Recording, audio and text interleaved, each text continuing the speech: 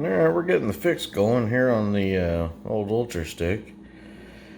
We added a 3/8 inch thick piece of plywood, bonded. I don't think I can get the camera down on that far, but anyway, it's stuck to a lot more than what the original one was, plus the original. And then instead of using the nylon hardware, we've upgraded to spiked, like back nuts or whatever. I don't even know what they're called. Furniture nuts or something like that. 1/4x20. But anyway, this stuff has to sit for about 24 hours. It's already hard, but it's got a 24-hour cure time. So that's what it's gonna, or 8-hour clamp time, 24-hour cure time. And then up here on the front, where just the wooden pegs from the wings come in, we put another piece of focus 3/8 or 9mm piece that we're going to drill through, and then on the wing we are going to remove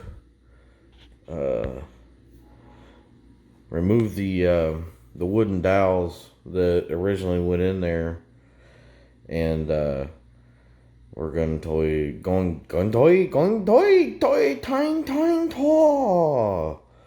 gonna put some 1/4-20s in from the front too.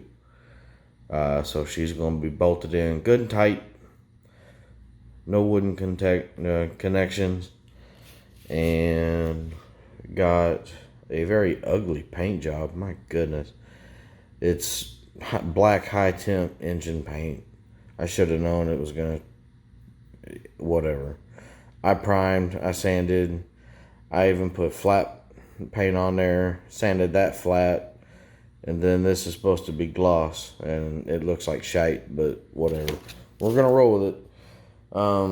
Got to put this on tomorrow, and then we'll guss it up and strengthen up the inside, and then we have the belly skin to do. And then I gotta cut a piece out or figure out. I'm changing the fuel tank. I'm going from the original Hanger 9 fuel tank to a Sullivan. And I gotta figure out how I'm gonna mount that. And then it'll be pretty much reinstalling the electronics and get this baby back in the air. But we're making progress. Okay, we got a progress update on the Ultra Stick. We used some 3M Mega Crazy epoxy, 7333. Up in this gap, there's a matching one on the other side.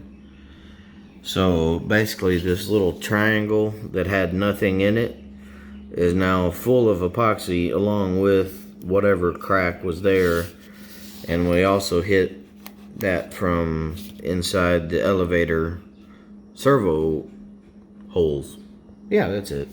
Moving forward, we have added a 3/8 inch piece of plywood, and we've doubled the thickness like it is up here. You know, it's like skeleton and with skin.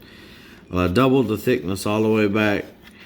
So it's got, you know, it's making full contact. And then, I don't know if I can get under there. Oh, no, it's not gonna do it. Oh yeah, it is. Looky there. Got your, I think those are furniture nuts or whatever.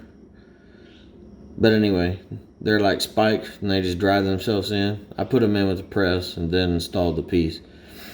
And I put tape over it to keep the epoxy out of the threads, and yeah, I have my method.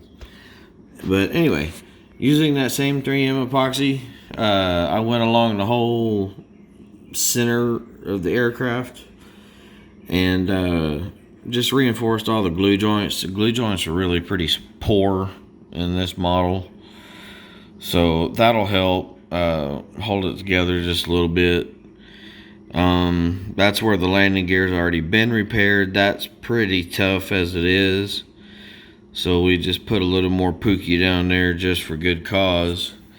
And then moving forward again, we added, this thing. We added another 3/8 inch piece of plywood to, because that's where the wooden dowels on the wing go in. And we're going to do away with the wooden dowels, and we're going to put the same kind of nuts that these are inside the wing. Inside the wing. And then we're going to drive the 1/4x20s from underneath the front hatch to secure the wing. And then moving forward again,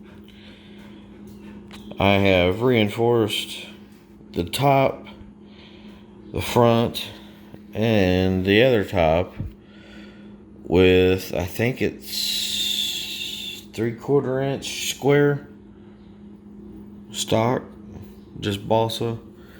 And then I did the same thing on the bottom.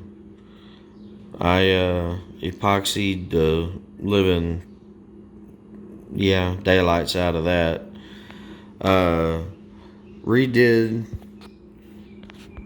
the gussets that originally popped out with 1 inch triangle, so it is really big and thick. And then all of that meets up to the firewall. Oh, this thing in the autofocus is going to kill me. Why am I so stupid with electronics? Give me a DSLR and I'm good, man. Give me a cell phone, I can't work the dang thing. Anyway, we've got some wood filler, basically like Bondo, on some of the pookie spots. Let's see. That's really it. I've got to wait. We're changing fuel tanks. Instead of using the Hanger 9 15 ounce, I'm going to a Sullivan 16 ounce. So I gotta wait for it and build a mount for it. And then I think I'm still gonna put the CDI battery there. And then hopefully with the little bit of weight I added with all this crap, I can put my receiver battery in the back and have those two power sources away from each other as far as possible. Haven't had any interference issues, but I don't want any either. But anyway, so we're about ready for a sand down, a little bit more paint, and I got some graphics coming in the mail that we're going to do the front end on, and then the rest of it's going to stay stock for now. I'm going to keep flying our Texas flags. But there's the update. We'll check back with you later. Thanks for watching.